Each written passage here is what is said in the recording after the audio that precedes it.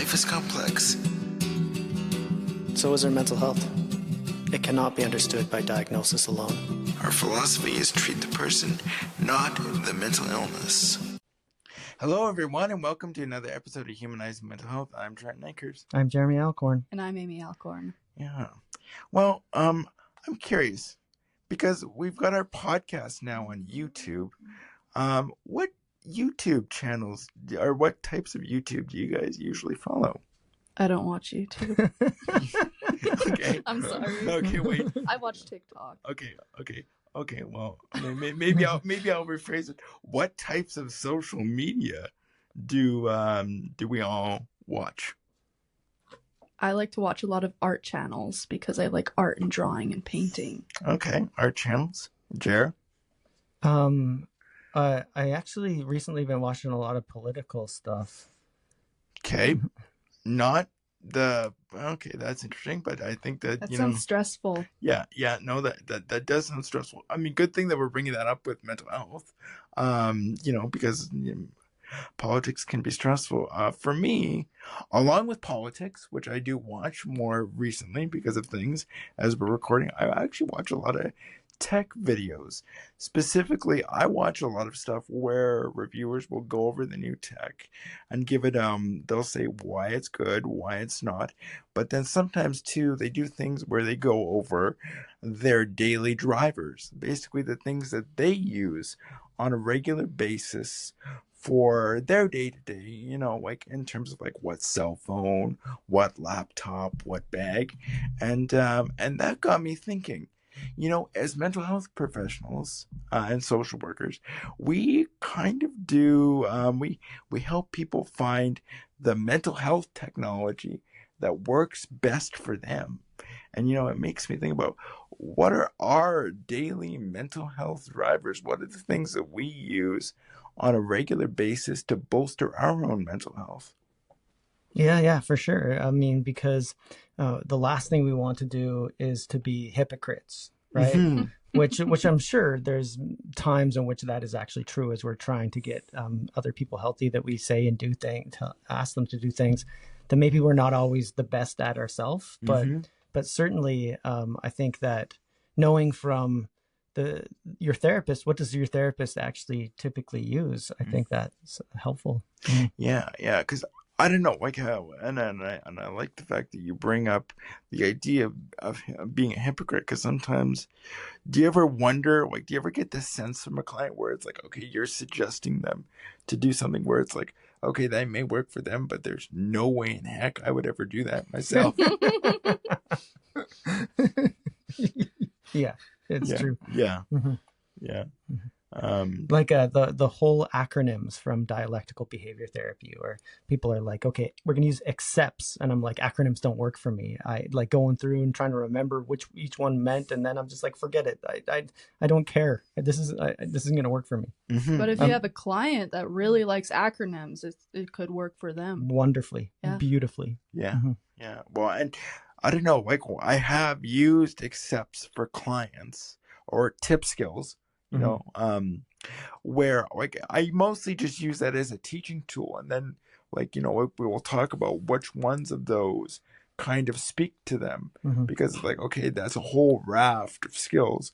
Which ones do you think you might want to use from there? Maybe you use the A, maybe you use the C, maybe you use one of the T's. Yeah, so except what I don't remember what for? They stand for. I don't know what the T is. I don't know what the C is. Yeah.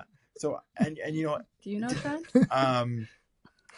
So A is activities. B is, or C is contributions, comparisons. See, by the time you've remembered all of the things, you're like, you know what? I'm not in distress anymore because my mind has been trying to remember. Yeah. Well, and I'm trying to think who created DBT. Marsha Lanahan. If she's out there and if she's listening to us, I wonder if that was, part of the things with, with trying to remember all the accept skills, like where it was just a way to reframe. Distract. Yes, distract. The accepts was actually part of distract. Yeah. Yeah. Which, I think actually it is part of the self-soothe and distraction skills, but maybe I got that sideways. Maybe.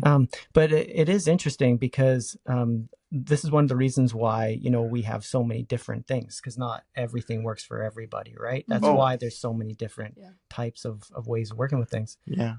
So I am curious, and maybe I'll start with some of that sharing. That is, for myself, I remember there was a time when I was really, really heavily focused in cognitive behavioral therapy, basically used it for everybody. Mm-hmm. And I remember a time when there was something that was eating at me, that was sitting on my mind. And I thought, well, I keep using this with other people. Why don't I try the mirror method on myself? So the mirror method is literally, you look in a mirror. At this point in time, actually, I find it more helpful for people to use their phone and to use the camera and switch it so that you're facing yourself. And then you talk to that person, looking that person in the eye, which is of course yourself, but you think, what would I be saying to a good friend of mine? If this wasn't me, but a good friend of mine, then what would I be saying to them?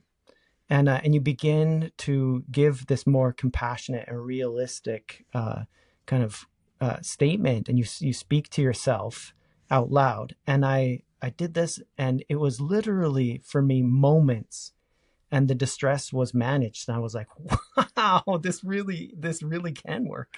Wow. And like I just thinking about that, because like I talk to people about self-compassion all the time.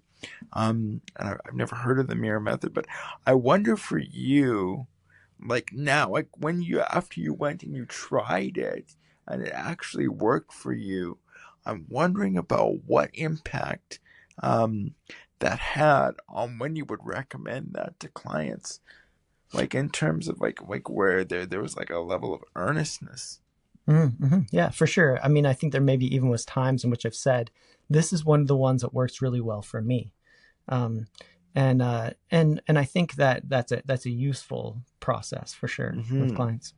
Yeah, because sometimes I wonder, because like as mental health professionals, like we go through, we take courses on different things. We think, oh, this would work great for clients, but it's kind of like being a car salesman and never actually driving the car ourselves. Yeah, for sure. What about you, Trent? What are some of the ones you use on a daily basis? Actually, one thing that I use all the time, and I generally do this like every morning. It's like music therapy. So like it's the idea of, if we have 3 songs, where actually our heartbeat and our emotions can change based on the type of music that we're listening to. So if we listen to really upbeat, positive music, it can actually have a physiological change to us, and that can impact our mood. So every morning when I get up, I actually have like a playlist with Alexa, where I will say, play this playlist. We have the Alexa on in the back behind us here, so I don't want to say the playlist, but just listening to like 10 songs, or at least 3, that kind of jump starts me for the day. Do you have different playlists for different moods? I do. Let me see. Like I literally have a cardio one for when I'm on my arm bike. I have like when I come home, I will listen to like old standards, like it's called lounge music. So I love that, because like when I get home, and then I'll change the environment, I'll put on my fake fire on my TV, I kind of lower the lights down. There's kind of a way to help dissipate the feelings of the day. Mm-hmm. Yeah, that's really interesting that you say you like put on like not just audio but also like visual things as well, to create that physical environment around you. Yeah, and absolutely. And like even like going through and then like doing box breathing just on a regular basis, just to tune in with myself. Specifically for me, because of my cerebral palsy, I have a very hyper attuned nervous system, so I regularly just try to down regulate myself as much as possible. Yeah, breathing is like really powerful. Sometimes I'll notice when I'm anxious that I'm holding my breath and that I need to continue to breathe.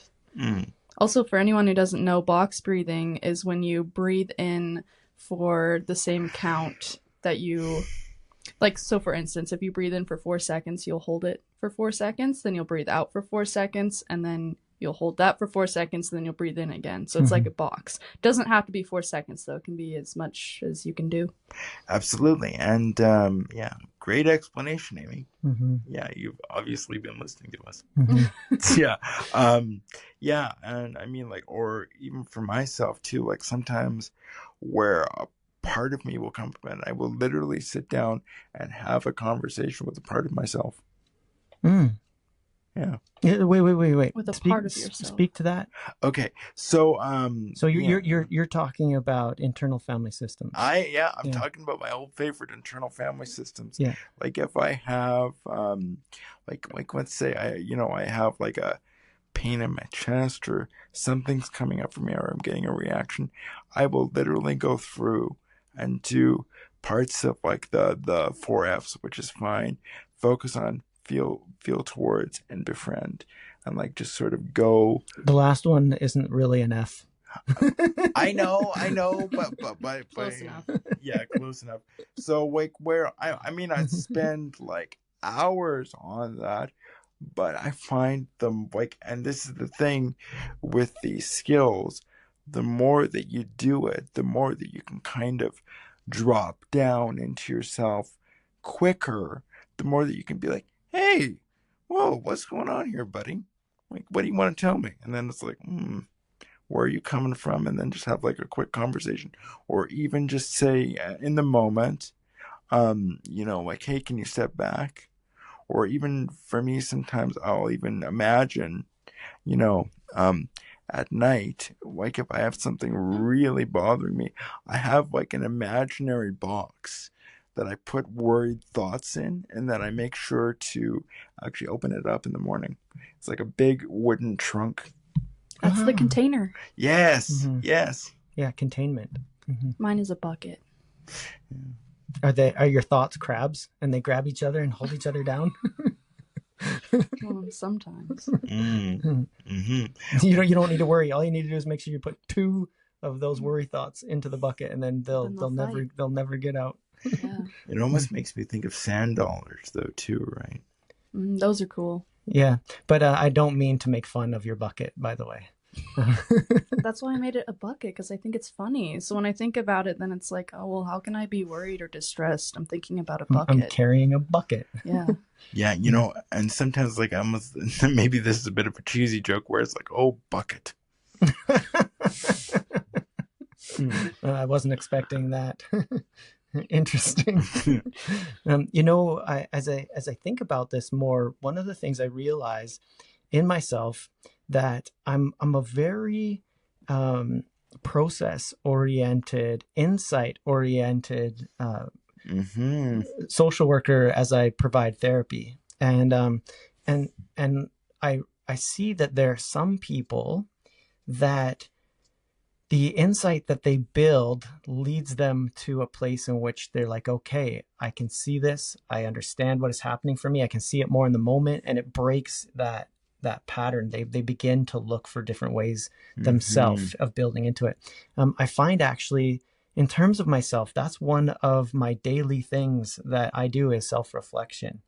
I try to understand where I'm at, where my feelings are coming from, like how they relate to my past, and these insights into me that over time help me to maybe accept myself more, understand myself more. There isn't a technique there, though. There isn't a technique. No. Like the one to whenever I think about that too, I will disagree with you slightly. I will say that the technique that people could use if they wanted to start off with that, because sometimes it can be a little bit challenging, is the RAIN method, where it's like recognize, what's going on for you, accept, investigate, and then non-identification, which I think we've covered a few times on the podcast. Yeah. But I mean, the more that you do it, the easier that it kind of goes, oh, let me just sort of do a little bit of Socratic questioning or open-ended questions about what's going on for me. Mm-hmm. So I have a question, and it might be hard to answer, but I'm wondering, as people who live personal lives and professional lives, when you're doing these daily drivers to make sure that you're okay, how do you differentiate between, like, I'm doing this to, like, learn and grow personally, and I'm doing this to learn and grow professionally? Or are they kind of one and the same? Good question. I think they're one and the same. Yeah, there's certainly a lot of overlap. That is, you can't truly help other people if you're not in a place of reasonable wellness yourself, and potentially, like I always say, there's two people in therapy, and even though it needs to be about the person that is coming in for the therapy changes both people, and there's learning and growth that happens for both people in the therapy. Mm-hmm. I agree there. I would say people can choose to learn and grow. Therapists can choose to learn and grow, and so can the clients. Because I don't know about you, but I've known some therapists that, are not very reflective, and that just kind of stick with their model, stick with the way that they do it all the time. They got in with a groove, and they're going to stick with that. Yeah. I would say, that, yeah, I mean, that's their kind of choice, but I like learning from each client, don't you, Jer? Yeah, for sure, for the benefit of all the other people that come after them. Another thing that I find that I really routinely do is I use thought stopping. So in particular, I have a tendency in the morning, when I'm waking up kind of early and it's not not time to get up, or when I'm going to sleep, have a tendency to have a bunch of problem solving things run through my head. And that's not the time to deal with that. And so lots of times I'll use thought stopping. For me, it can be pretty simple. It can be, because I've done this a fair bit, it can just simply be, this isn't helping me right now. This is not the time to do this. Just a simple self-talk statement. But for a lot of people, the imagery is very helpful. That is, in this technique, you imagine a stop sign and have it fill your whole vision.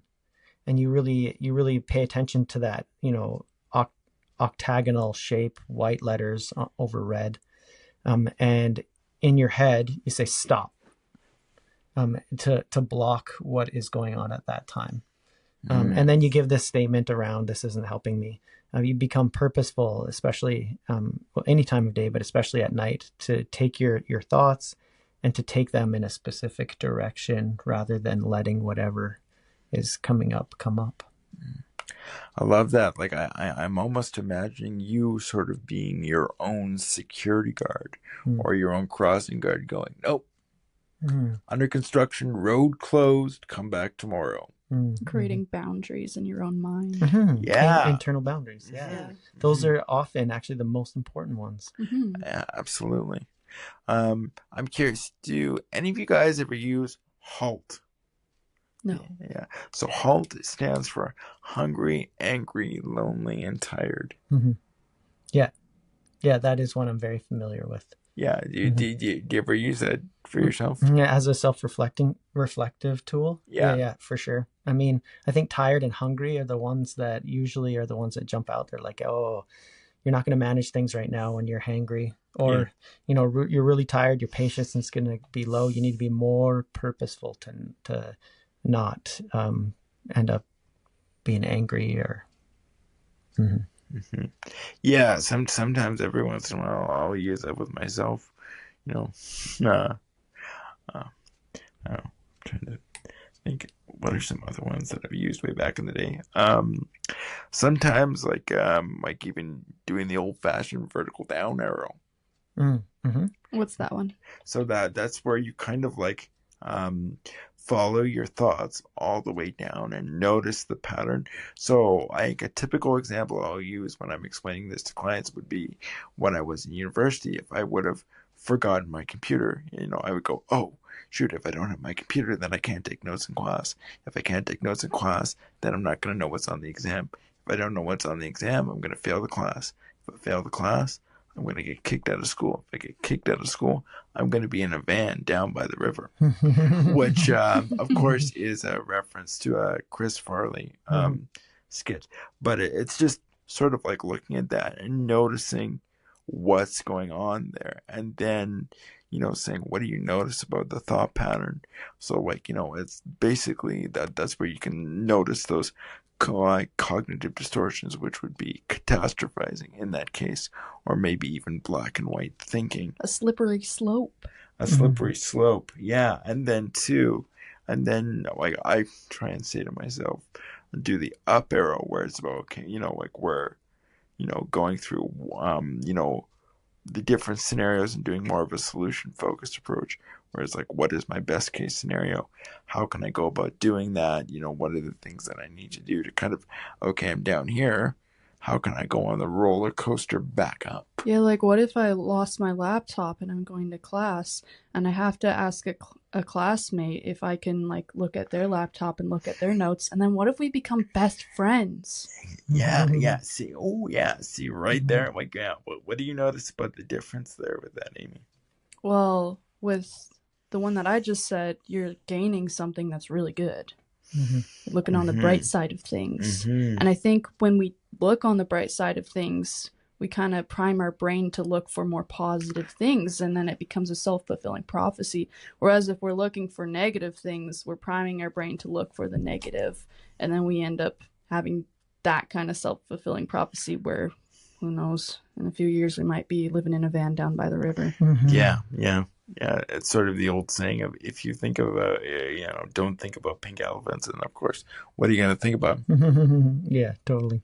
Yeah. Or do you ever use any of, because I know that you've talked about, I think last time, like that you've seen Jamie Adams a couple times. Do you ever use any of her vagal toning techniques? Well, one technique that I think is pretty cool, I don't know if it necessarily has to do with vagal toning, but she told me when I'm feeling anxious to imagine my feet on the floor and like ground my feet as if they're like roots going into the earth. Ooh. So that I'm not flying away in my anxiety, that I'm grounded. I love that. One video that Jamie turned me onto that I use quite a bit, and actually I use this every morning whenever I'm washing my face. It's actually a vagal massage. Since we're doing this on video, do you want to do this with me? Is that the eye massage, or is this a different one? Yeah, it's the eye massage, the ear massage, and then the back of the neck. So what you want to do first is we want to shake out the negative energy out of our hands like this. Okay. And then, I'm not going to try and now bump the microphone, but then we're going to, okay, yeah, I am bumping the microphone. Rub our hands together. Okay.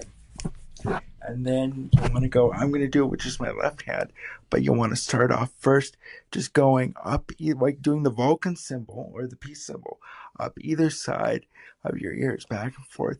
And the reason why we do that is because when we're feeling anxious, we actually only hear higher tones. So you want to do that to massage it so that you start to hear more of the lower tones. Do that 4 or 5 times. You want to do it with both hands there, buddy. Oh, on both sides? Both sides, yeah. Okay. And then after you've done that, I'll wait for you to do that a few more times. Then you want to shake out your hands again. Rub them together again, because we want to get that good energy. And then this one I call washing the face. So you want to, here I got my glasses on. So you want to take the finger of your first knuckle and you want to go around your eye like that. And then over the bottom. And I actually do this when I'm watching my Like face in your the eyebrow morning. ridge. Yes. Yeah. Because what we find when we're doing that is that when we're anxious, we actually don't see things properly. So we want to activate that part of our nervous system to open up how we're feeling and what we're seeing. After you've done that about, 4 or 5 times, yeah. And then you want to shake it out again one final time. Rub my hands together. Rub your hands together. Yeah. Oh, you're getting it. Okay. And then what you want to do, take the first 2 fingers, and then you want to go from the base of the back of your neck, follow your neck all the way down and kind of go up and down your traps. Let's just sort of relax. And they say in Chinese medicine to bring in the good energy. But I say it's kind of to just relax those muscles. Yeah. How are you finding that there, Jer? Yeah, that was interesting. It feels relaxing. Yeah, and then there's different ones that you can do too. I'll follow up on that. Like when you say relaxing, can you tell me, like on a scale of 1 to 10, like whereabouts your relaxation is right now? In my face and my neck, I'd say. Yeah, but out of a scale of 1 to 10, 10 being high, 1 being low. Oh, sorry. I was thinking where in my body. No, that's good. I don't know. I'd say like an 8 or 9. I'm pretty relaxed, but I'm not like relaxed where I'm going to fall asleep. I'm like relaxed where I'm like present. Yeah. And I find that stuff like that, like if you're going to have a really difficult conversation with somebody, like that can even be something where it's like, okay, before I have this conversation, I'm going to do this exercise so that I can be open and present with them and able to really take in this information. Thanks for showing us, Trent. Oh, you're welcome. Well, thanks for being, you're welcome. Thanks for being my model. So one of the things that I wanted to bring up today as I was thinking about this topic was there's so often that a lot of what we do in therapy is to get people to not catastrophize or self-blame and those sorts of things. And that's really important. It's just that's not the only thing that is associated. Mental health processes are bigger than just, are we feeling depressed? Are we feeling anxious? Mental health processes is, how do I function in life? That is, how do I function interpersonally? How do I function in my my family, in my work? All of those things. It's not just what is happening inside of us, but how we're relating to the world. And that means that we actually sometimes have to face hard things about ourselves, things that we've done, characteristic flaws.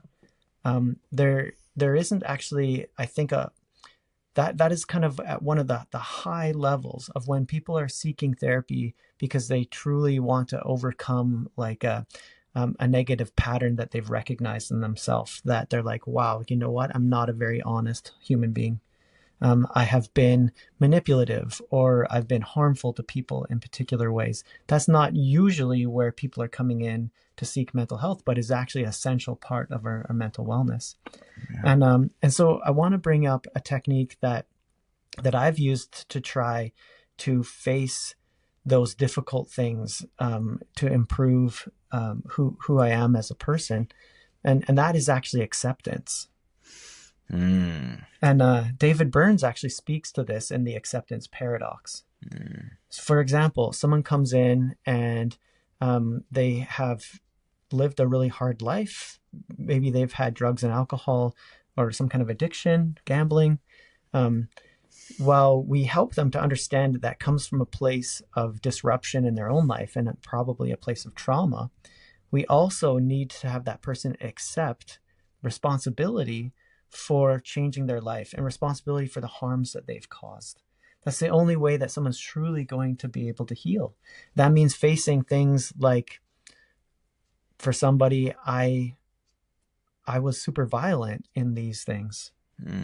Well, you can't somehow be like, that's okay. No, it's not okay that you were violent. And you can't also be in a place in which you rationalize it away.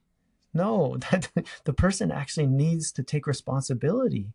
They hurt somebody. But it needs to be something that isn't about that their whole worth is destroyed by it. Like in the end, that becomes about forgiveness, not necessarily just from someone else, but from themselves, to be able to say, I've become this other greater, more functional human being. But to get there, then how do we do that? I am a terrible person is not actually going to help them, but that's a meaning that they've likely come to. Or I'm a horrible father. Well, you got to accept the part that's true. You know, I haven't been patient enough. I haven't been present enough. You know, those things are true. And to integrate those feelings, to let yourself feel sorrow for those things. And to see in what ways do I go about making a repair. Sometimes that is appropriate and sometimes it isn't. But how is it that I remember Dolph Lundgren talked about his own abuse that happened to him, physical violence from his father, and about how it froze part of himself. And that frozen part was always stuck there, and how it meant that he wasn't able to engage with his own children the way they deserved, and how it wrecked relationships that he was in. And in the end, he talked about coming to his children and talking to them and sharing his life and the reasons why he wasn't able to be present, and truly fundamentally apologizing for not being present and for saying, I want to be a part of your life in a new and different way. And this fundamental process is also really important.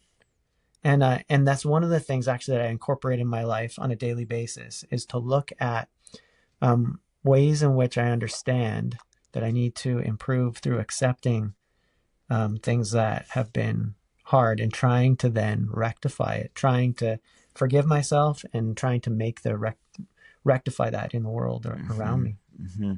I really love that. I love the fact that it's really recognizing the humanity in you, the humanity in other people, but then not giving yourself a pass, as it were, because I think it's so easy to really go in one of those two different directions, where it's about, I'm human, I make mistakes, and I'm experiencing a moment of suffering. Yeah, and leaning into this really significantly to understand the technique. So Dr. Burns would talk about, I'm a bad father. Well, that's actually a distortion. That's labeling. And what do you do about being a bad father? It leaves you nothing that you can do. So you lean into the part that is true. I have been impatient. Well, that's true. I haven't been present for my children. Well, if that's true, then it gives you something that you can do with that. I'm now going to be very intentional, very purposeful, to be able to be present and listen to my children, to hear what they're saying, to be with them in the moment. So breaking it down into actionable goals. Yeah. And getting rid of the distortion. Yeah. Because I think another way to look at the distortion is if somebody keeps telling themselves, I am a bad father. Well, to me, that sounds like this is something that you really care about if you're thinking about this. And if that's something you care about, that probably means you want to be a good father, which is a good thing. A bad father probably wouldn't even think about it. Like, they wouldn't know that they're a bad father because they wouldn't even consider it.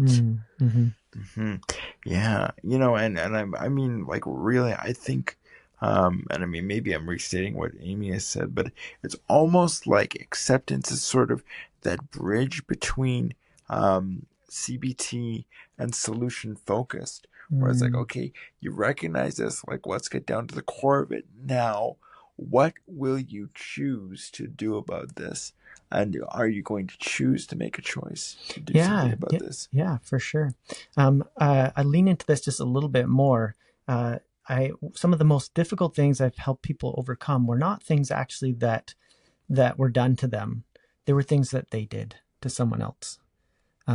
And post-traumatic stress disorder is not only from things that were done to us, but sometimes can actually develop from actions that we took against like other moral people. injury sometimes. Yeah, that. And there's examples of individuals that were involved in situations in which they were violent to other people, and has actually created post-traumatic stress for them. Mm-hmm. Mm-hmm. Yeah, and I think that that's really key, because I think that harkens back to the idea that that relationships are so important to us, and that we really don't want to lose those, because they're vital for us. Mm-hmm. Mm-hmm. Oh yeah. I heard of a study done in the UK where they were saying that loneliness is the new epidemic. Mm-hmm. We're social creatures. We need Yep. to have relationships. And in the Netherlands, they now have slow lines in their grocery stores where you just want to be able to have a chance to speak to the person that is running your groceries through. You don't want to be rushed. They literally, really and they're nice. literally like slow lines, where you see that's the one you want to go in.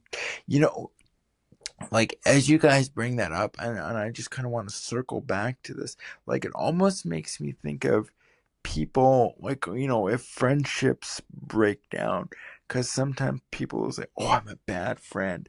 Oh, I haven't done this, I haven't done that, I haven't reached out. So it's like, okay, can we backtrack that? Can we accept maybe what we've done, and then choose to move forward? Right. Instead of I'm a bad friend, I'm disappointed in myself that I have not connected with this person for a long time. Well, if I'm disappointed for not connecting, then what am I going to do? Yeah. Well, I'm going to reach out and I'm going to connect. But I'm a bad friend pushes a wedge in there for sure. Mm-hmm. Absolutely. And I think there too, like, even going through and even mentioning that, like, when you're going through and offering a repair to that friendship, where you go to that person and you can even say to them, I am disappointed in myself for how I've treated you, and this is what I'm going to do, makes it completely, shifts the conversation completely. Yeah, totally. Mm-hmm. And maybe the other friend has been busy in their own life anyway. Mm-hmm. And maybe it would come out of the blue for them. They'd be like, you haven't treated me badly. Well, I don't know what you're talking about. Yeah, well, yeah, and that kind of brings back another daily driver that I kind of do all the time for myself, like, where it's about, okay, what storyline am I telling myself? What other storylines might there also be out there? Mm-hmm. I am not, I'm sad to say, I'm not the main character in everybody else's story. I am a side character in everybody else's story. I'm not even sure I'm the main character in my story. Okay, wait. I'm totally joking. No, yeah, I was going to say, do we need to go into therapy for that one, Jer? Because you should be the main character in your own story. Yeah. Yeah. Yeah. We've talked about a lot of daily drivers today, haven't we? Actually, I have a question. Sure. So, something that I learned about is this phenomenon called countertransference, which you two know, but not everybody knows. So I'll kind of explain what it is. So, let's say this could be with really any profession, but let's say in the context of therapy, when a client is talking about something, or maybe they might even be physically doing something, and the therapist feels maybe a little bit wound up or triggered because the client is reminding them of something personal in their life that brings up emotions or triggers. So that's countertransference. It's important in that moment for the therapist to recognize it and be able to reconcile with their feelings, so that, bless you, so that they don't affect the service that they're giving to their client. Yeah, so with that, my question is, when you two experience countertransference, because it's bound to happen, what do you do internally to be able to reconcile with it while you're like physically there with the client? Okay.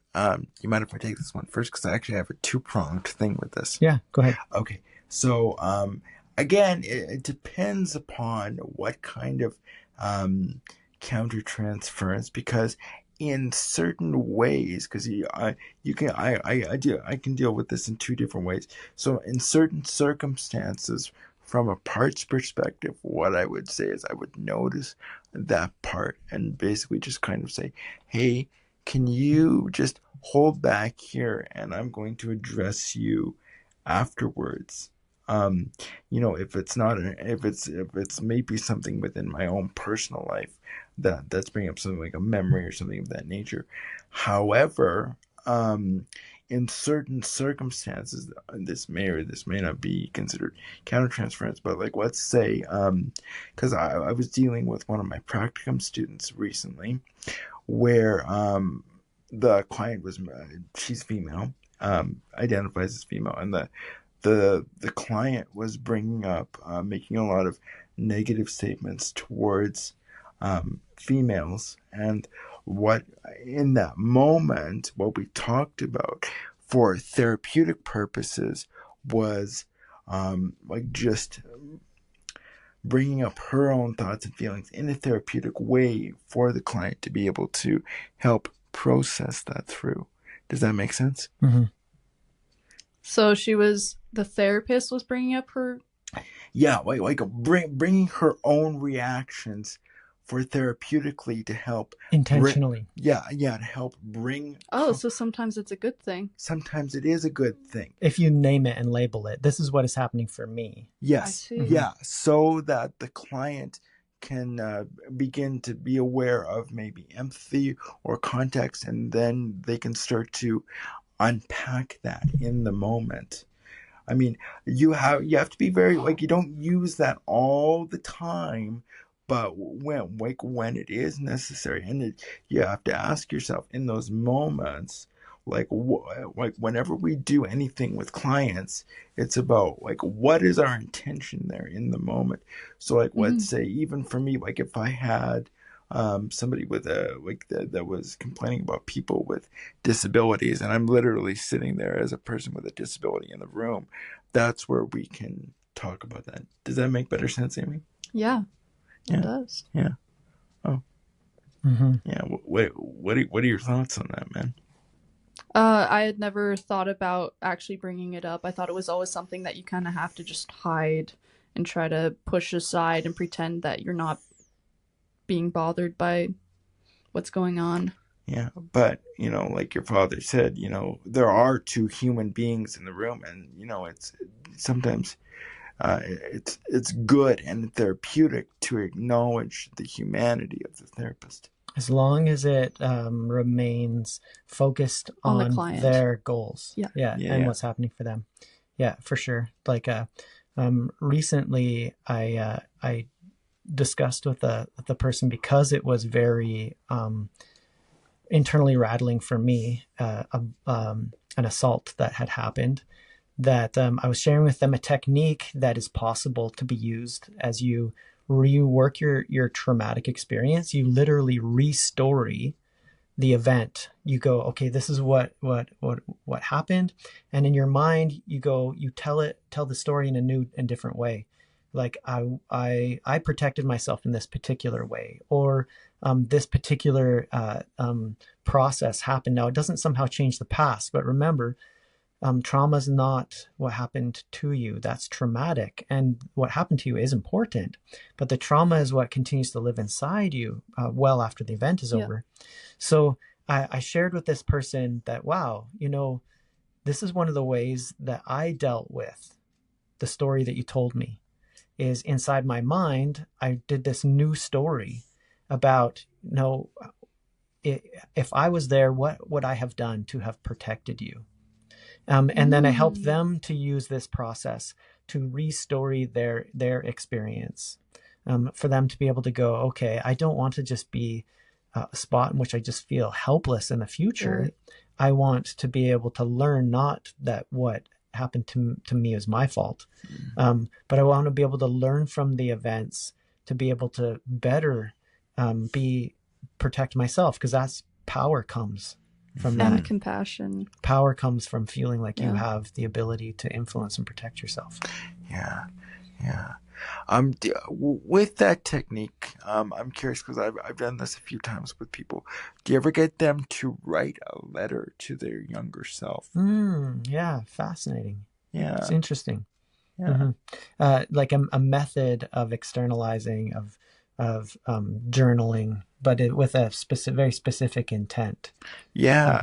Yeah. Because I mean, I've even done that to myself, like where I'll like write letters to my younger self, write letters to my future self, and say, like, what are my hopes and dreams, or what have I learned from this, or going again back to that internal family systems lens, recognizing what they went through and knowing that, that the older part of me is still there for them. Yeah, there's one more technique I want to talk about. I know that you're getting to a spot where we can start to wrap things up, but there's one more technique, and this may sound weird. It's a mindfulness strategy that is sometimes the world around you is going to take time to be able to change, and some things that you need to do. Maybe it's some problem solving things that you need to do. Maybe you're in a very hard and stressful situation. And one of the mindfulness strategies is to be able to like be in it, to not actually try to avoid it, but to be in a spot in which you recognize this is hard. I can keep going. This isn't going to last forever. This is my reality now. It's not my reality forever. And rather purposeful and intentional in knowing that this is hard, and maybe there isn't anything that is going to actually push away from what is happening for me. So it goes back to DBT. You have skills that are about pushing away, and you have skills that are about leaning in. Yeah, that's definitely a good lean in skill, man. And I certainly have been there, where it's like, wow, there is actually nothing I can do about this but continue to let this process evolve over time, and to just simply actually, I have to work. Like literally, I got to just put one foot in front of the other for now, and I just got to work and keep going. Yeah. Like, I almost think about it. It's almost like you got to just push the plow. You got to just grind the dirt. Yeah. And if you do that forever, that doesn't work. You have times that you need to do that. You need to just keep going. And you have times that you need to be able to push away or do something to cope. But sometimes coping is avoiding. And that's where you got to figure that out. When is it avoiding? Yeah. Unlike, even asking yourself, like, when does this skill go from helpful to harmful? Definitely. Yeah. Well, I think acceptance is definitely a strength. Like, it's you internally choosing how you're going to perceive the situation, because we don't always get to decide or choose what we're given in life in the moment. Sometimes things are out of our control, but we do get to choose how we feel about it. Yeah. Wasn't it David Burns that said, in between action and reaction, there's a gap? Was it David Burns that said that? Did you mean, are you talking about event? Like the event and response? Is that what you're referring to? Yes. Yeah. Like, for sure. I mean, there's a few David Burns for sure built on that. Aaron Beck, but that actually goes way back to ancient days, when they would say that we're disturbed not by the things that happen in our life, but by the way we perceive it. Yeah. Wow. Honestly, I found this podcast for me actually quite therapeutic. Very informative. Very, very informative indeed. It gave me a lot more to chew on. For those of you that are interested in going back to the rumination podcast,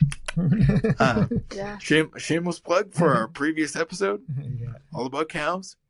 Yes. Yeah. Yeah, I don't know. I really appreciated that you shared the accept one. I think that was a big one that stood out to me, Jar, and the thought stopping technique. What about for yourself, Amy? I liked, Dad, when you're talking about when someone is telling their story and you try to reframe their story as if you're someone there helping them, trying to keep them from danger. Mm-hmm. Yeah, for me, actually, I appreciated to hear some of the routine things that you do that are like really more health promotion than anything. Where you're like, where you talk about, I set my world around me in specific ways by having particular music, by setting a particular mood in my home. Mm-hmm. Yeah. Oh, and the vagal toning was really good. Mm-hmm. I enjoyed that. You feel we should do more of those kind of things on the podcast. Yeah, we could even I don't know, this is a thought, we could even, before we get into a difficult topic, we could even just go, okay, we're going to be open. Like, let's open up our nervous systems. Yeah. That's a thought. Yeah. Awesome. Well, on that note, I'm Trent Akers. I'm Jeremy Alcorn. I'm Amy Alcorn. See you next time. Thank you for joining us today. We hope that this message has been as meaningful to you as it has been to us. If you're looking for help, you can find us on Facebook at Humanizing Mental Health.